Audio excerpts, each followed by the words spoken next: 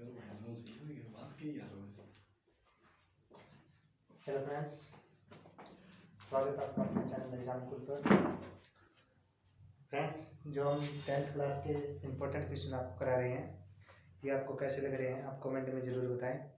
अगर आपका कोई डाउट है तो वो भी कमेंट में लिख दें, ताकि हम जल्द से जल्द उस पर वीडियो बना दें और आपके एग्ज़ाम में आपको ज़्यादा से ज़्यादा हेल्प मिले। और दोस्तों, सबसे पहले आप एग्जाम कुल चैनल को सब्सक्राइब कर लें और अपने फ्रेंड्स के साथ ज़्यादा से ज़्यादा शेयर करें। तो चलिए, ज़्यादा टाइम ना गवाते हुए स्टार्ट करते हैं टॉपिक। आइए सर।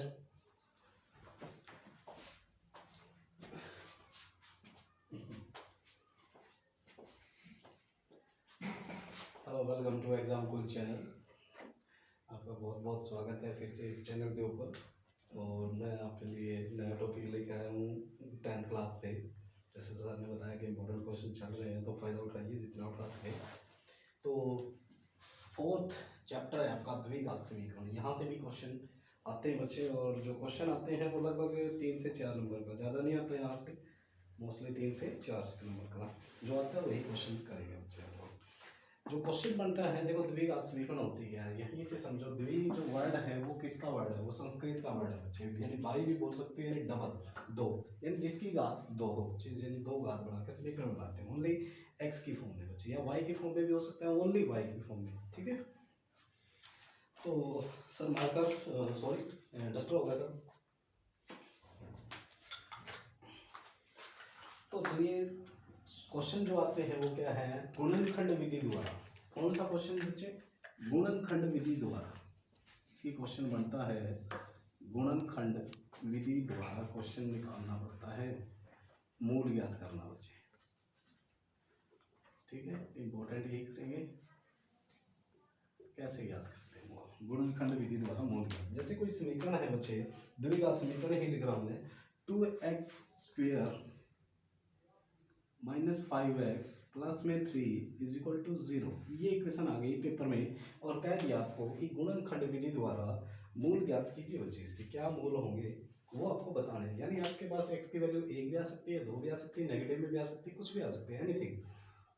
तो यहाँ पे क्वेश्चन कैसे होगा, अपना माइंडेड यूज करना पड़ेगा लोगों को भी।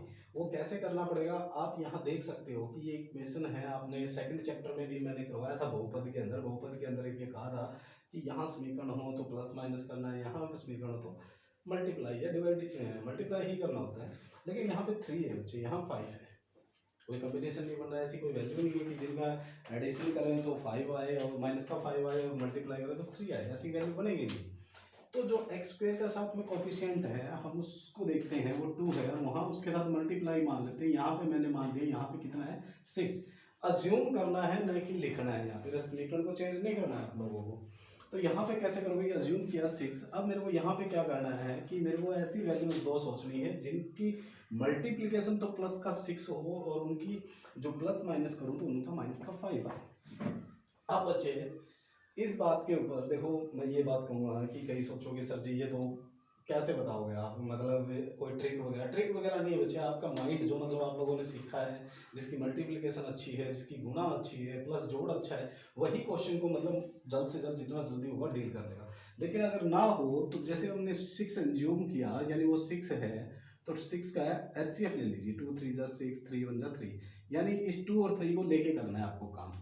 ठीक है, इस 2 और 3 से ये नहीं कि भाई 4 + 1 कर दूं तो 5 हो जाएगा, 4 1 जाओ, ऐसा नहीं करना आप लोगों को। मतलब कि 2 और 3 का यूज करना है, -5 होना चाहिए। अब देखो दोनों माइनस का 5 कैसे आ सकता है? माइनस का 2 हो और माइनस का 3 हो तो माइनस का 5 आ सकता है। और माइनस का 2 × माइनस का 3 करेंगे, माइनस से माइनस कैंसिल, 2 3 जा कितना हो गया बच्चे? 6 हो गया, यानी कंडीशन सेटिस्फाई कर रही है। तो लिखिए बच्चे उसको, 2x² माइनस में 2x मैंने यहाँ पे लिखा, यहाँ पे -3x माइनस प्लस में 3 इक्वल टू 0 बच्चे। ठीक है, यहाँ से कॉमन निकालिए बच्चे। देखो क्या कॉमन आ रहा है, यहाँ पे 2x कॉमन आ रहा है, 2x को कॉमन लीजिए बच्चे। अंदर क्या बचा? x माइनस में 1 बचा बच्चे। और मैंने कहा था जो यहाँ बचता है बच्चे वो यहाँ भी बचेगा, यानी ये वैल्यू जो होगी वो सेम होगी यहाँ पे। तो यहाँ पे सेम होगी, तो देखो दोनों में x कॉमन आ रहा है, सॉरी 3 कॉमन आ रहा है बच्चे, लेकिन अंदर में x - 1 ही बचाना है मेरे को। तो बाहर में क्या रखूँ कि ये प्लस का हो जाए? तो ऑब्वियसली कि देखो यहाँ 3 तो कॉमन आ गया। अब निशान किस चीज़ का लगाऊं, ये ब्रैकेट से बाहर आएगा तो माइनस का होना चाहिए, ब्रैकेट से बाहर आए तो प्लस का होना चाहिए। और ये प्लस का कब बन सकता है, ब्रैकेट से बाहर आने पर, जब यहाँ पे क्या हो, माइनस का निशान हो। तो यहाँ पे क्या हो गया, माइनस इक्वल टू क्या हो गया बच्चे, 0। यानी मेरे पास दो इक्वेशन बनी यहाँ से, 2x माइनस 3, एक तो ये बनी बच्चे, और एक जो ये पूरी कॉमन है, x माइनस 1 इक्वल टू 0। ठीक है, तो एक बार इसको 0 के इक्वल पुट करो, एक बार इसको 0 के इक्वल पुट करो, इसके मूल आपके पास मिल जाएंगे। तो 2x माइनस में 3 इक्वल टू 0 रखा, ये माइनस वाला इस तरफ गया तो प्लस का हो गया बच्चे, 2x is equal to 3, x का मान कितना आ गया बच्चे, यहाँ से 3 बाय में 2 आ गया। एक तो ये मूल आ गया बच्चे इसका। एक बार x माइनस 1 को 0 के इक्वल रखो, x का मान कितना आ गया यहाँ से 1। यानी मैं कह सकता हूँ कि जो मेरे पास समीकरण थी 2x स्क्वायर माइनस में 5x प्लस में 3 इज इक्वल टू 0, इसके जो मूल होंगे वो क्या होंगे, x की वैल्यू 3/2 एंड क्या होगा बच्चे, 1 होगा बच्चे। आई होप कि ये क्वेश्चन समझ में आ गया होगा। और ये क्वेश्चन आता है बच्चे एग्जाम के अंदर गुणनखंड विधि द्वारा। एक दो क्वेश्चन और करते हैं इसके ऊपर, क्योंकि ज़्यादा बड़ा टॉपिक नहीं है, ये बिल्कुल ईजी है और बहुत ही आसानी से नंबर लिए जा सकते हैं। एक क्वेश्चन और बच्चे, जो बच्चा जिजिट मानता है कि जैसे ही उसको रूट दिख गया उसके रूट बन जाते हैं, समझते होंगे बच्चे। कई बच्चे तो रूट देखते ही मतलब क्वेश्चन को, भाई नहीं आता हम लोगों को ये क्वेश्चन, हम नहीं कर सकते, मतलब अपने आप में धारणा बना ही लेते हैं एक तरह से। जैसे मैं लिखता हूँ क्वेश्चन, एग्जाम में छोड़ देंगे, जैसे गुणनखंड विधि द्वारा मूल ज्ञात कीजिए। इक्वेशन है √2x स्क्वायर 7x प्लस में √5 इक्वल टू 0 बच्चे, ये इक्वेशन है बच्चे। 5√2 है बच्चे, सॉरी यहाँ पे 5√2 इक्वल टू 0, ये क्वेश्चन है बच्चे। इसके गुणनखंड को ज्ञात कीजिए बच्चे। 3.4.2 की बात कर रहे हैं और हम करते करते 4 चैप्टर पे आ चुके हैं और हम लोग एग्ज़ाम तक सारे क्वेश्चन कवर कर लेंगे। तो यहाँ पे देखिए बच्चे कि √2 यहाँ पे है, तो बच्चा झिझक जाता है ऐसे क्वेश्चन के अंदर। और यकीन मानिए ऐसे क्वेश्चन ही बहुत इजी होते हैं आपके, और बहुत ज़्यादा सरल भी होते हैं, आप कह सकते हो इनको। तो कैसे करेंगे, देखो 5√2 कुछ बन नहीं रहा कि 7x 5 + 2 करूँ तो 7 बन जाए, 4 + 3 करूँ तो 7 बन जाए, या फिर 6 + 1 करूँ तो 7 बन जाए। लेकिन यहाँ का क्या करें, यहाँ तो कुछ नहीं, वैल्यू मल्टीप्लाई भी तो होनी चाहिए। तो उसके लिए क्या करना है, देखो मैंने कहा कि x स्क्वायर के साथ में जो भी कोफिशिएंट है उसकी हम मल्टीप्लिकेशन मानते हैं उस साइड में। तो √2x की इस तरह मल्टीप्लिकेशन मान ली तो √2 और √2 कितना हो जाएगा, 2 हो जाएगा, और 5 2 जा कितना हो जाएगा, 10 हो जाएगा बच्चे। यानी यहाँ पे मेरे को अज्यूम करना है 10। यानी देखो यहाँ पे मैंने कैसे किया, जैसे ये √2 है, अगर मैं उस तरफ ये 5√2 के साथ भेजूंगा बच्चे, तो ये उस तरफ जाके मल्टीप्लाई होगा √2, और ये √2 और √2 कितना हो गया बच्चे, 2 हो गया। यानी 5 × 2 कितना हो गया, 10 हो गया। आई होप कि समझ में आया होगा आप लोगों को। तो 10 हो गया बच्चे। अब ऐसी वैल्यू सोचनी है मेरे को कि उनका जोड़ तो 7 बने और मल्टीप्लिकेशन कितनी बने, 10 बने। ठीक है, तो वो तो आपको दिख ही गया होगा कि 5 और 2 कितना बन गया, 10। अगर 5 और 2 को जोड़ता हूँ तो कितना बन रहा है बच्चे, यहाँ पे 7 बन रहा है। तो यहाँ से क्वेश्चन को देखिए, √2x स्क्वायर प्लस में मैंने लिख दिया √2x प्लस में 5x प्लस में 5√2 बच्चे इक्वल टू कितना हो गया, 0। अब देखिए यहाँ से बात है कि कॉमन क्या है, कॉमन की दिक्कत आती है। लेकिन देखो ये √2x स्क्वायर है, चलो हम लोग इसको लिखा रहने देते हैं, और एक काम करता हूँ इसको भी लिख देता हूँ, √2 × √2x लिख देता हूँ। ठीक है, आई होप कि 2 को मैं ऐसे तोड़ सकता हूँ, √2 यहाँ से क्वेश्चन को यहाँ से कुछ मत कीजिए, 5x प्लस में 5√2 इक्वल टू 0। अब देखिए कॉमन आ रहा है, यहाँ से √2 कॉमन आ रहा है और साथ में क्या आ रहा है, कॉमन है, x कॉमन आ रहा है बच्चे। क्या कॉमन आ रहा है, x। तो √2 मैंने कॉमन लिया बाहर, एक x कॉमन लिया, तो अंदर क्या बचा, यहाँ तो एक x बच गया, बच गया नहीं बच गया बच्चे। और यहाँ पे क्या बचा बच्चे, जरा मेरे को बताओगे, यहाँ पे बचा √2 बचा बच्चे। ठीक है, और मैंने कहा जो यहाँ बचा है वो वहाँ भी बचेगा, यानी x प्लस में √2 यहाँ भी बचना चाहिए। अब देखो दोनों में कॉमन क्या आ रहा है, 5 आ रहा है, तो ऑब्वियसली 5 ले लो, सारे प्लस के, तो कोई दिक्कत नहीं, इक्वल टू 0। देखो कितना इजी है क्वेश्चन ये। तो मेरे पास यहाँ पे दो वैल्यू बनी बच्चे, √2x प्लस में 5, और एक वैल्यू बनी बच्चे मेरे पास में x प्लस में √2 इक्वल टू 0।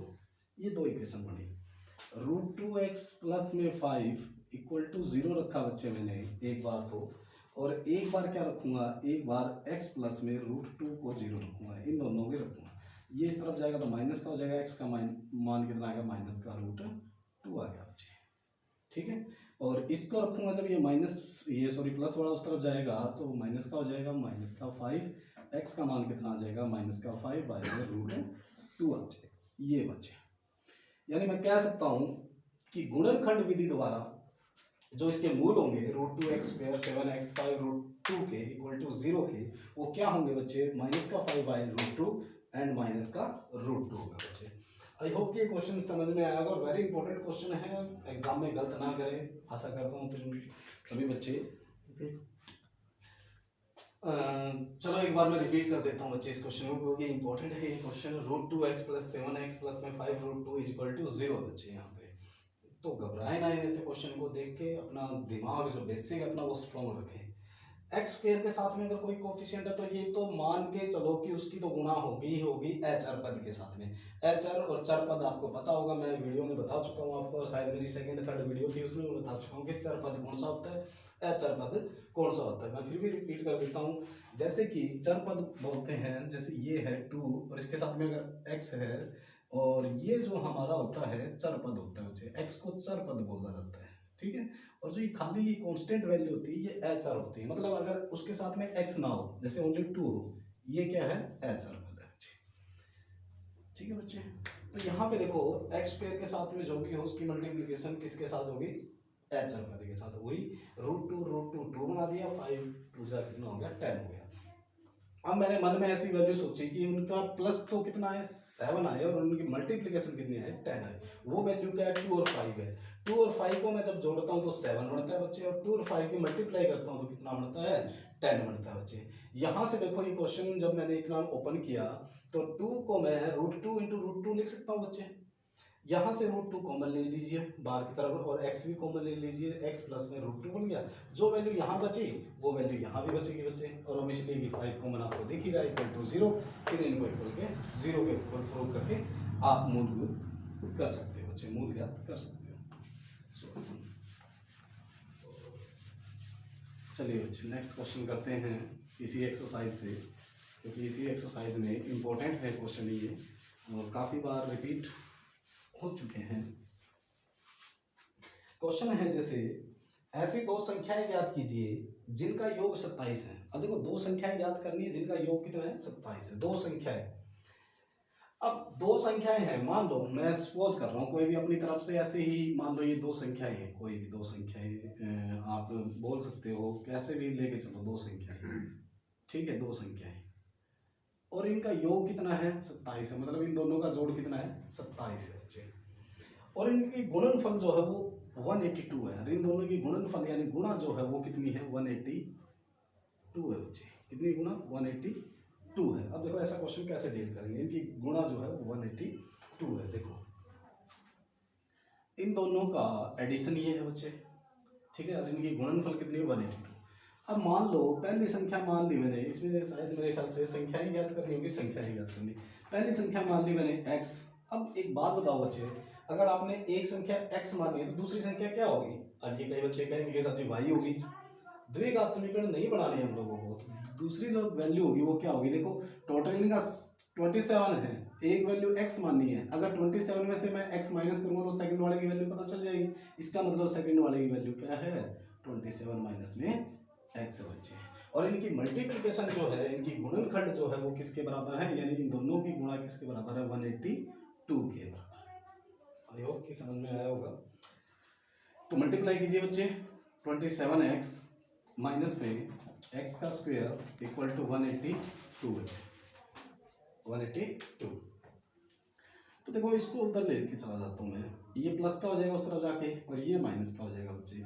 और ये जो है आप कह सकते हो कि इस तरफ लेके आएंगे उस तरफ जाएगा जब ये तो प्लस का हो गया, ये भी माइनस का हो गया, वो 182 है बच्चे, प्लस का इक्वल टू कितना हो गया 0, यानी इस तरफ 0 बच गई आपकी, यानी जो उस तरफ गया ये माइनस वाला प्लस का हो गया, प्लस वाला माइनस का हो गया।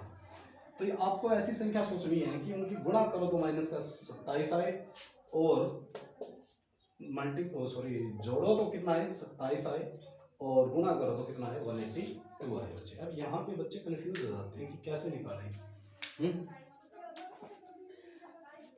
ठीक है बच्चे, और जो क्वेश्चन आई थिंक मेरे ख्याल से 4.2 2 में थर्ड क्वेश्चन है ये, सर मैं बता रहा हूँ। तो यहाँ पे देखिए ऐसी संख्या सोचिए, अब कोई बच्चा सोचेगा ही नहीं क्योंकि इतनी बड़ी संख्या क्या सोचे। अब देखो इसके टुकड़े बनाना अगर किसी बच्चे को आता है तो अच्छी बात है, नहीं आता तो फिर बनाना सीख लीजिए बच्चे। जैसे 2 9 जा 18 1, अब इसको मल्टीप्लाई कीजिए बच्चे। और मैं करूँ तो इसको पूरा का पूरा कर देते हैं। 13 से 91 होता है, 7 एकम 7 होता है बच्चे। मतलब मेरे को इन वैल्यूज़ का यूज़ कर रहे हैं और मेरे को ऐसी वैल्यू बनानी है कि उनकी जोड़ या माइनस, माइनस का 27 है, गुणा कितने हैं 182 है। अब यहाँ पे देखो 13 का तो टुकड़ा मैं कर नहीं सकता, 2 सत्ते कितना हो गया 14 हो गया, हो गया 14 और 13 को एक बार जोड़ के देखो बच्चे कितना आता है 27 आता है। क्या 14 और 13 की गुणा 182 आती है? जी बच्चे आती है। कर लीजिए अपने, मैंने एक वैल्यू मान ली -13 और एक वैल्यू मान ली -14 माइनस का 27। तो इनकी मल्टीप्लाई करूंगा तो कितना आ जाएगा 182 आ जाएगा बच्चे, माइनस से माइनस कैंसिल हो जाएगा। सर पानी दे दो, बच्चों 1 मिनट।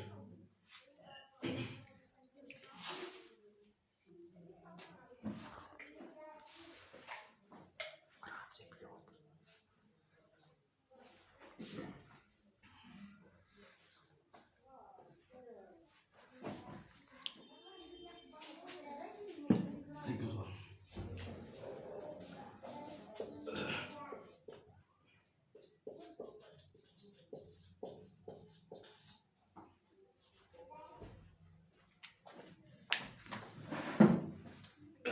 तो यहाँ पे देखिए बच्चे 14 मतलब ये जो चैप्टर है, चैप्टर नंबर हम 4 कर रहे हैं द्विघात समीकरण, और उसका क्वेश्चन नंबर 3 है 4.2 का ये। तो माइनस मैंने कहा 13 और 14 हम ले रहे हैं इसके अंदर, तो वैल्यूज़ क्या बनेगी एक्स स्क्वेयर माइनस का 13 एक्स माइनस का 14 एक्स प्लस का 182 इक्वल टू 0 हो गया बच्चे। तो देखो यहाँ से एक्स कॉमन आ रहा है तो अंदर क्या बच गया बच्चे एक्स माइनस में 13।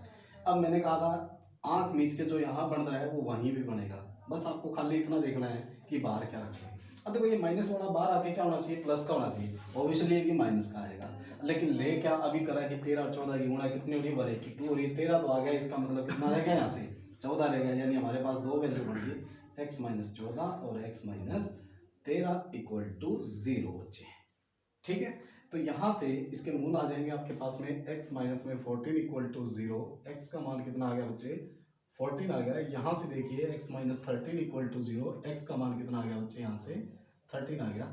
यानी मैं कह सकता हूँ कि जो मेरे इस क्वेश्चन के जो संख्याएं होंगी, जो मैंने दो क्वेश्चन की संख्या मानी है, एक तो 14 आई है और एक 13 है। अब इसके आंसर कितने होंगे, अब मूल नहीं है, ये मूल नहीं है, एक संख्या 14 है। मान लो अगर वो संख्या अगर 14 है, मान लो x की वैल्यू 14 है, तो दूसरी संख्या क्या होगी, अगर पहली संख्या ये है तो दूसरी संख्या क्या होगी बच्चे, दूसरी संख्या 27 माइनस एक्स होगी। कितनी होगी 27 माइनस एक्स, और वो कितनी है 27 माइनस में 14 करूँगा तो कितनी बनेगी 13, यानी ये 14 और 13। लेकिन अगर x की वैल्यू 13 है, कितनी है x की वैल्यू अगर 13 है तो पहली संख्या ये होगी, तो दूसरी संख्या क्या होगी 27 माइनस 13, वो कितनी होगी 14 होगी बच्चे। ठीक है, तो आंसर आपके क्या होंगे 13 और 14 होंगे बच्चे। आई होप कि क्वेश्चन समझ में आया होगा आप लोगों को। ये क्वेश्चन था हमारे पास, बहुत ही अच्छा क्वेश्चन था। चलो नेक्स्ट क्वेश्चन करते हैं बच्चे। नेक्स्ट क्वेश्चन जो है इसके अंदर वो है बच्चे आपका क्वेश्चन नंबर लास्ट है इसके अंदर, वो जो आपका है 4.2 का क्वेश्चन नंबर 6। क्वेश्चन नंबर 6 को करने से पहले एक कुटीर उद्योग एक दिन में कुछ बर्तनों का निर्माण करता है बच्चे। एक कुटीर उद्योग है, कुछ बर्तनों का निर्माण करता है। क्वेश्चन नंबर 6 है ये आपका 4.2 के अंदर। एक विशेष दिन यह देखा गया कि प्रत्येक नग की निर्माण लागत उस दिन के निर्माण किए गए बर्तनों की संख्या के दुगने से 3 अधिक है। यदि उस दिन की कुल निर्माण लागत 90 रुपये थी तो निर्मित बर्तनों की संख्या और प्रत्येक नग की लागत ज्ञात करें। तो देखो जो क्वेश्चन में पूछे उसी के साथ चलिए बच्चे। तो ये क्वेश्चन नंबर 6 है, 4.2 है आपकी एक्सरसाइज और 6 नंबर क्वेश्चन। इंपॉर्टेंट है बच्चे ये।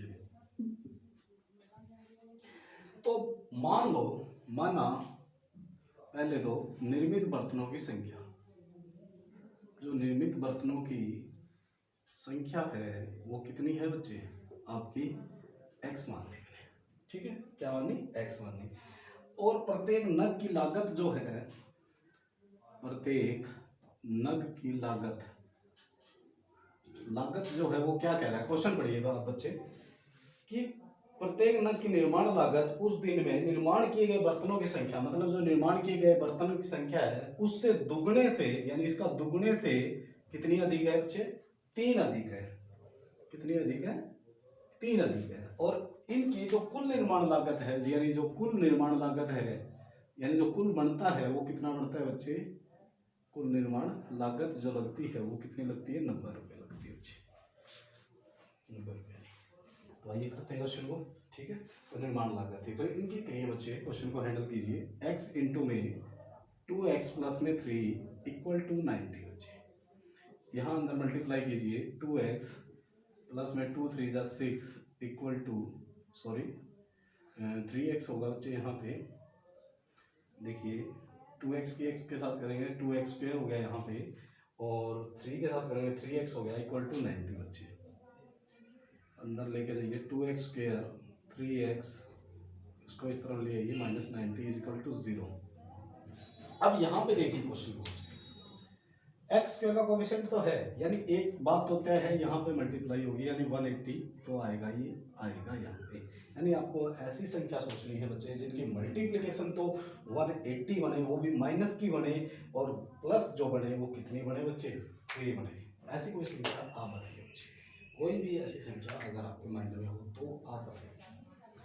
अगर मैं सोचूं, अगर मैं टुकड़े बनाऊंगा तो देखो टाइम लग जाएगा, लेकिन अगर हम लोग करें तो मेरे हिसाब से इसकी जो संख्या होगी वो क्या होगी बच्चे, देखें, अगर मैं 15 आउट ऑफ 12 घटा रहा हूँ बच्चे, मेरे पास कितना आ रहा है, 3 आ रहा है। 15 में से 12 घटा रहा हूँ, कितना आ रहा है, 3 आ रहा है। और 15 की 12 के साथ मल्टीप्लाई कर रहा हूँ तो मेरे पास कितना आ रहा है बच्चे, 180 आ रहा है।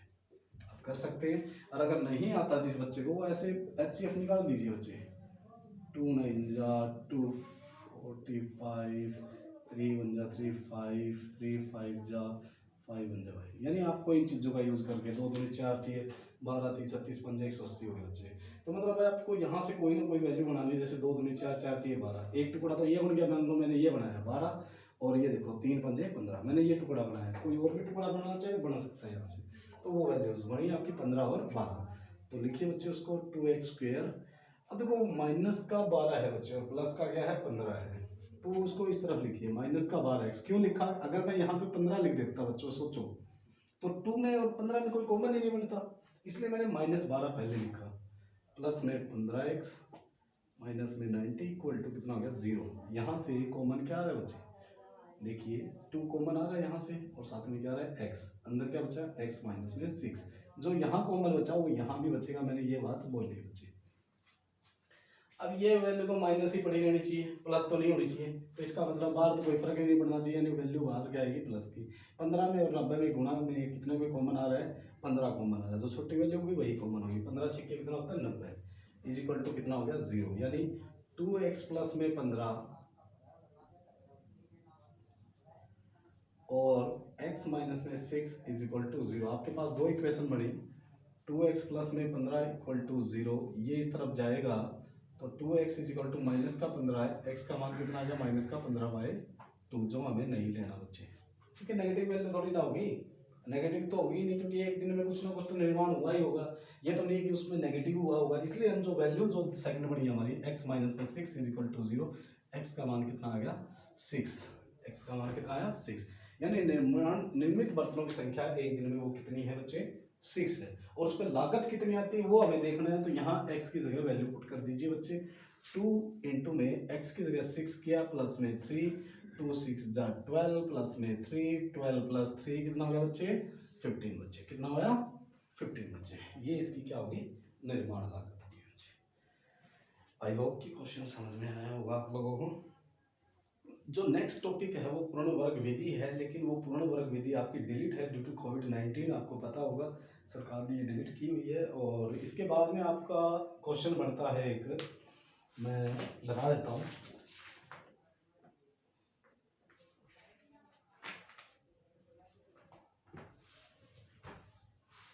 जो क्वेश्चन बनता है एक आपका इस पे, एक और यहाँ से दो क्वेश्चन और होंगे ज़्यादा से ज़्यादा, बता देता हूँ।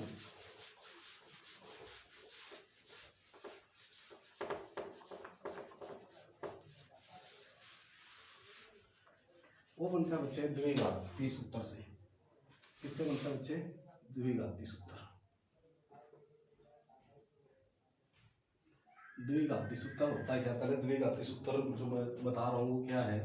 माइनस बी प्लस माइनस का root of b square minus में 4ac अपॉन में 2a होता है बच्चे, ठीक है।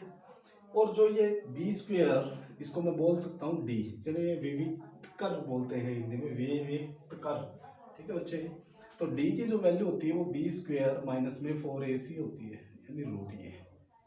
यहाँ पे इसके लिए कंडीशंस होती हैं कुछ ना कुछ जो आपको वेरीफाई करनी होती है। ये फॉर्मूला कब लगेगा? जब आप इसको वेरीफाई कीजिए। जब ये वेरीफाई होगा, मान लो अगर डी की वैल्यू ग्रेटर देन 0 आ जाती है आपकी, क्या आ जाती है? ग्रेटर देन 0, तब ये फॉर्मूला अप्लाई करोगे आप, ठीक है बच्चे। अगर मान लो बाई चांस डी की वैल्यू इक्वल टू 0 आ जाती है, यानी डी की वैल्यू 0 आ जाती है, तब आपका जो मान होगा इस इक्वेशन का वो दोनों क्या होंगे? सेम होंगे, मतलब उनका आंसर जो आएगा वो दोनों वैल्यू x की सेम आएगी। अगर d की वैल्यू आपकी लेस देन 0 आती है तो आप ये मान लीजिए उसका आंसर आगे आप नहीं निकाल सकते, आप ये फॉर्मूला अप्लाई नहीं करोगे, वही क्वेश्चन वहाँ एंड हो जाएगा बच्चे उस क्वेश्चन का। तो ऐसा ही क्वेश्चन करता हूँ बच्चे मैं।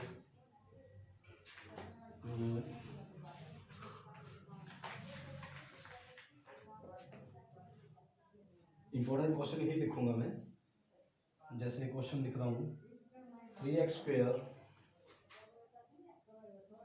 माइनस 2x प्लस में 1/3 इक्वल टू 0। काफ़ी अच्छा क्वेश्चन है, बहुत ही इंपॉर्टेंट है। विविक्तर ज्ञात कीजिए और फिर मूल ज्ञात कीजिए, प्रकृति ज्ञात कीजिए, वास्तविक है या नहीं, कुछ भी जो है, एनीथिंग एल्स। अब देखिए यहाँ पे कैसे अप्लाई करते हैं इस क्वेश्चन को, मूल कैसे निकालते हैं। तो देखो यहाँ पे सबसे पहले तो a का मान देखिए कितना, जो x स्क्वायर का कोफिशिएंट होगा वही a का मान होगा, क्योंकि आपके पास इक्वेशन पता होगी आपको, ax स्क्वायर bx प्लस में c इज इक्वल टू 0 होता है। ये द्विघाती समीकरण होती है ना बच्चों। a का मान कितना हो गया 3, b का मान कितना बच्चे यहाँ से -2, और c का मान कितना बच्चे 1/3 है। तो पहले सबसे पहले इस फॉर्मूले को लगाने से पहले वो चेक कर लीजिए क्या ये कंडीशन वेरीफाई हो रही, तब आगे चलेंगे हम लोग। तो देखो मैं वो चेक करता हूँ बच्चे, डी वैल्यू चेक करूंगा क्या आएगी। बी का स्क्वायर यानी -2 का स्क्वायर बच्चे, ठीक है बच्चे, कितना -2 का स्क्वायर। सॉरी बच्चे एक सेकंड, इसके ऊपर रूट नहीं आएगा, ये थोड़ा मिस्टेक हो गया, इस पे रूट नहीं आएगा बच्चे, ये ध्यान रखना। तो -2 का स्क्वायर माइनस में 4ac यानी 4 गुणा में a का मान कितना बच्चे 3 और c का मान कितना है 1/3 बच्चे। 3 से 3 कैंसिल हो गया। यहाँ से देखो -2 का स्क्वायर 4 - 4 इज इक्वल टू कितना आया 0, यानी d का मान कितना आया बच्चे 0 आया, यानी इसके आंसर कितने होंगे 2 होंगे, और वो दोनों के दोनों क्या होंगे सेम होंगे बच्चे। अब वैल्यू में फॉर्मूले में रखो उसको बच्चे, फॉर्मूले में रखूंगा जब, अब ये देखो ये जो मैंने मानी है इक्वेशन, ये क्या है मेरे पास में d है, यानी माइनस का b प्लस माइनस में रूट ऑफ डी अपॉन में 2a बच्चे, ये है। तो माइनस बी, अब देखो ये माइनस निशान ऑलरेडी और यहाँ भी माइनस है, तो ये इधर आएगा तो ये प्लस का हो जाएगा। प्लस माइनस में यहाँ पे क्या होगी 0, क्योंकि डी का मान तो 0 है, अपॉन में क्या होगा 2a, यानी a का मान कितना है 3, यानी मेरे पास वैल्यू क्या आई बच्चे 2 अपॉन में 6 आई।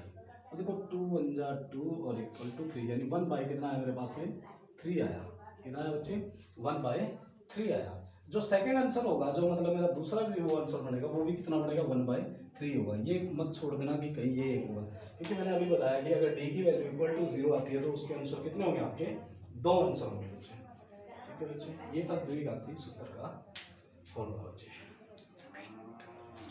देखिए बच्चे द्विघाती सूत्र क्या है, -b plus -b square minus 4ac root में अपॉन में 2a बच्चे। यहाँ से द्विघाती सूत्र में फॉर्मूला बनता है, क्वेश्चन बनता है।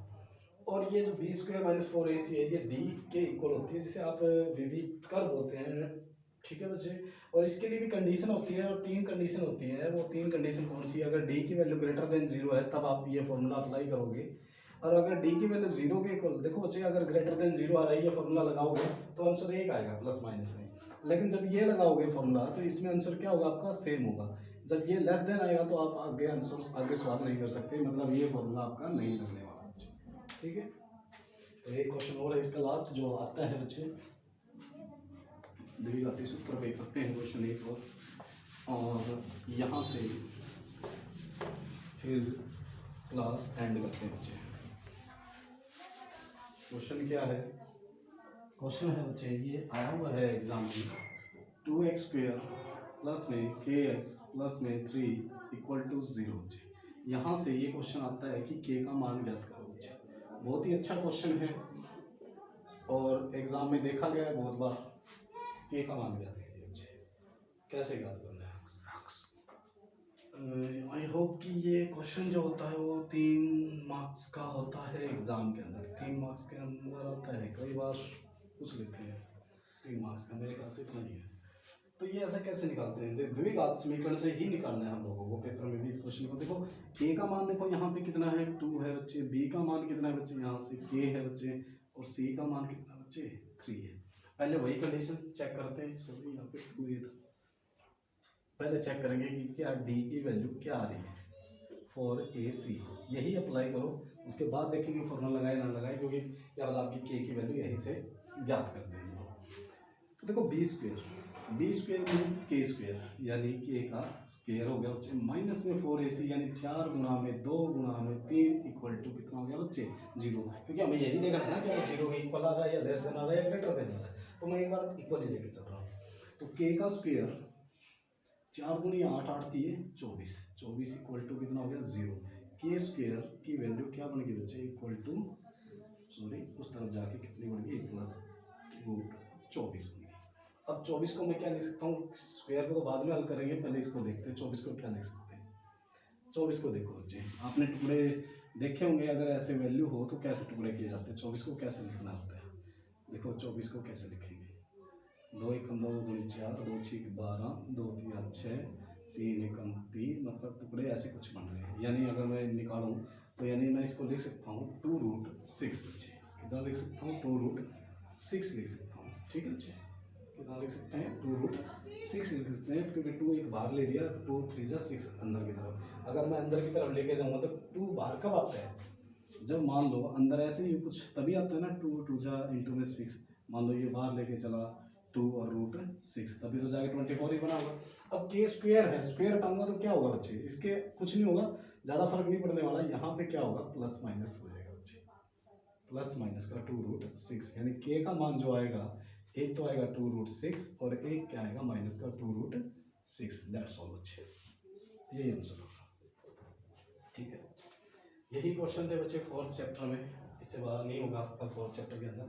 आई होप कि आपको ये सेशन पसंद आया होगा। अगर आपको ये सेशन पसंद आया है तो ज़रूर इस चैनल को सब्सक्राइब करें एंड लाइक करें बच्चे, और ज़्यादा से ज़्यादा शेयर करें।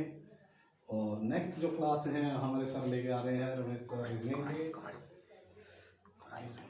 और इम्पोर्टेंट इंस्ट्रक्शन। अगर कोई भी प्रॉब्लम है 10th से रिलेटेड तो आप मुझे कमेंट में बताइए बच्चे, कमेंट छोड़ सकते हैं, आपकी कमेंट में अपनी राय दें कि आपको सेशन कैसा लगा। अगर कोई प्रॉब्लम है तो वो प्रॉब्लम भेजिए बच्चे। थैंक यू बच्चे, धन्यवाद।